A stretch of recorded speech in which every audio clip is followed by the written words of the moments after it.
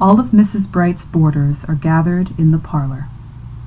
Elmira read aloud, with Rebecca next to her on the settee. The Skinner sisters sat across from her, listening intently. Phoebe Gardner rested in a chair to their left, needle in hand and sewing basket at her feet.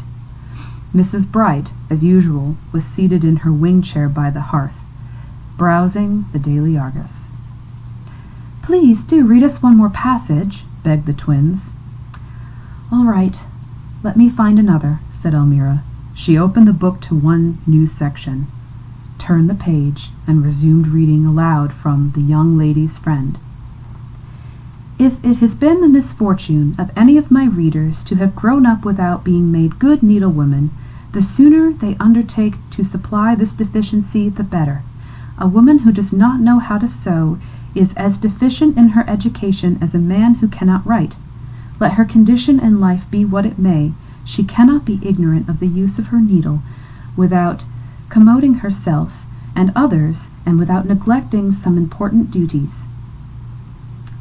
Feeling observed, she glanced to her right, realizing Rebecca's large black eyes had been fixed on her the whole time. "Your reading is so accomplished," she said. "I love your voice. It's beautiful, like a song. Please don't stop." Elmira blushed. Rebecca's compliments had never failed to elicit in her a queer feeling, like when Daniel spoke to her softly, lovingly, before they would kiss. She resumed reading. "Besides this, there is, in this purely feminine employment, a moral power which is useful to the sex. There is a soothing and sedative effect in needlework. It composes the nerves and furnishes a corrective for many of the little irritations of domestic life." Rebecca's reputation as one whose sewing skills were rudimentary was already well established. The twins laughed and teased her. "We think this part was written for you." "Oui, said Phoebe. "You ought to join our sewing group. We have ever so much fun." "Well, I've had a mind to do just that."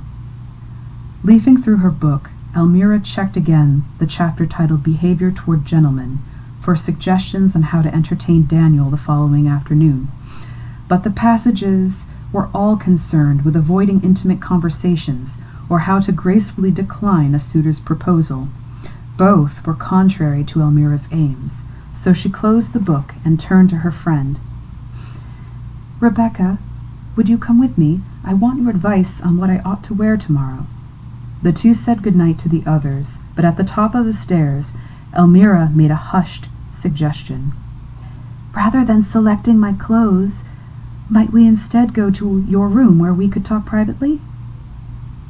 Inside her room, Rebecca lit a lamp, casting them with a golden light. Elmira, meanwhile, withdrew a small envelope from her dress pocket. "I received a letter from an older married friend yesterday. I confided my problem to her, as I have to you, but her advice isn't clear. Would you read this and tell me what you think it means?"